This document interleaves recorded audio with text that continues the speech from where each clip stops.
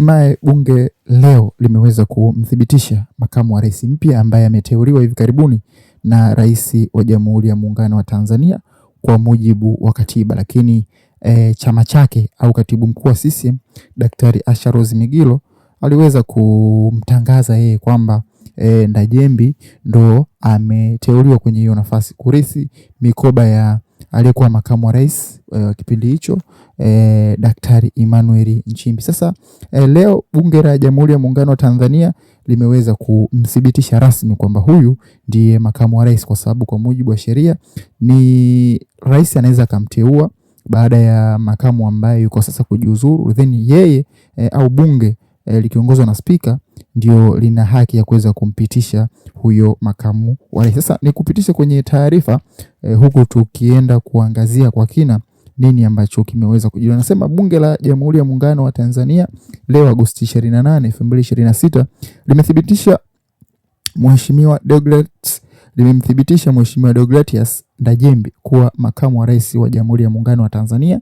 Ndajembi ameapishwa anasema Ndajembi amepitishwa kwa 100% baada ya kupata kura zote 324 zilizopigwa na wabunge. Akizungumza baada ya kuthibitishwa, Ndajembi amemshukuru Rais wa Jamhuri ya Muungano wa Tanzania Daktari Samia Suluhu Hassan kwa imani iliyomuonyesha kwa kumteua kushika nafasi hiyo pamoja na majukumu mengine ya uongozi. Pia amewashukuru wabunge kwa kumpa imani kubwa na kumpigia kura zote 324. Awali, Waziri Mkuu Daktari Mwigulu Nchemba aliwasilisha hoja ya kuthibitisha uteuzi huo akisema Ndajembi ni mtu sahihi na anatosha kumsaidia rais katika nafasi ya makamu wa rais.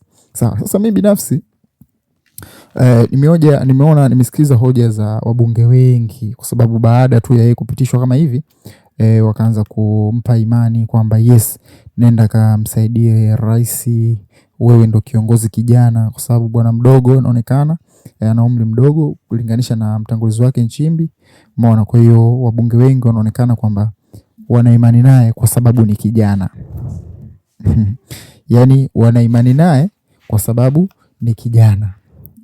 Yes, inaonekana wabunge wote hawakuweza kwenda kinyume naye. Amempitisha kwa kula zote. Wana imani naye kwa sababu ni kijana, na nimeona taarifa nyingi zinazungumza kwamba kuna yule mbunge Msukuma amezungumza wazi kwamba hataki, yani ambayo yamewafikisha hapa mpaka nafikia makamu wa rais anajiuzuru, hataki yale yalotokea Ndajembi ayafanye.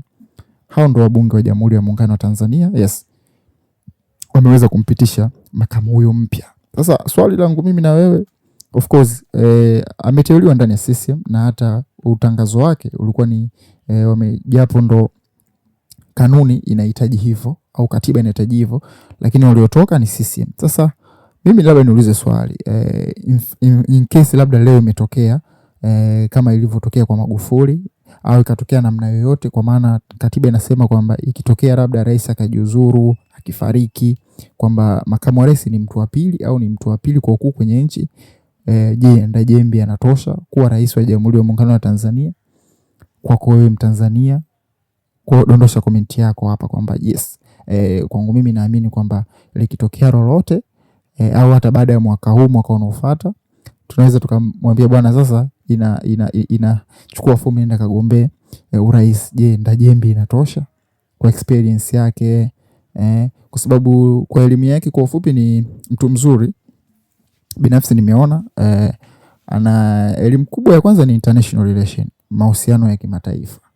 Binafsi kwangu mimi, kwa mtu wa ngazi za juu, hasa kwa nafasi yake ya makamu wa rais, kwa mujibu wa katiba, makamu wa rais ni mtu ambaye anaenda kumsaidia rais hasa kwenye masuala ya muungano.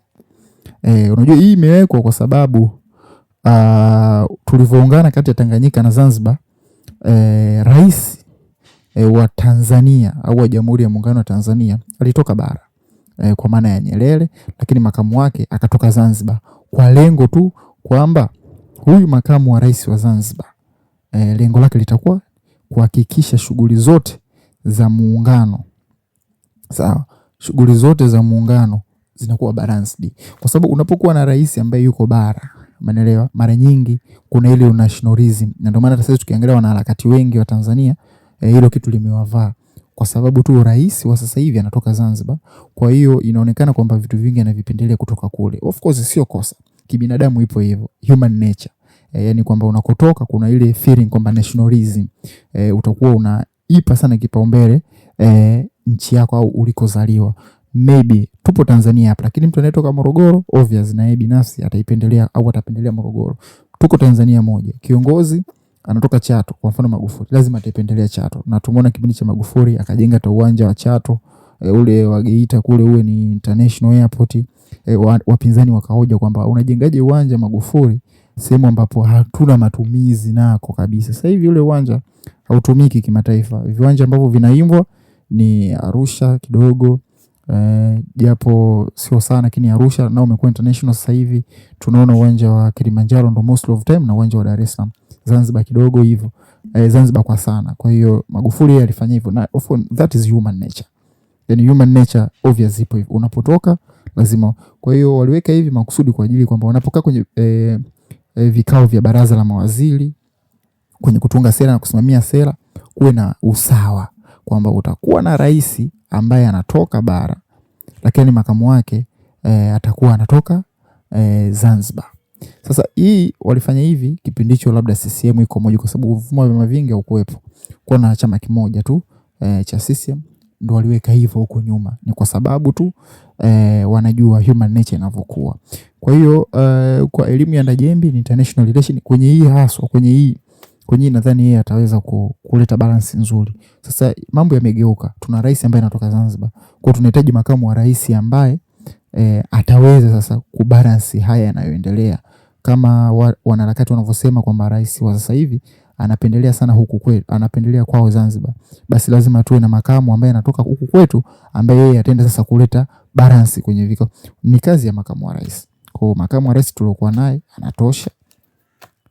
Bwana, nisiwe na maneno mengi, nilitoka tu kufafanua vizuri nini ambacho kimejiri leo bungeni, na tushampata sasa makamu wa rais.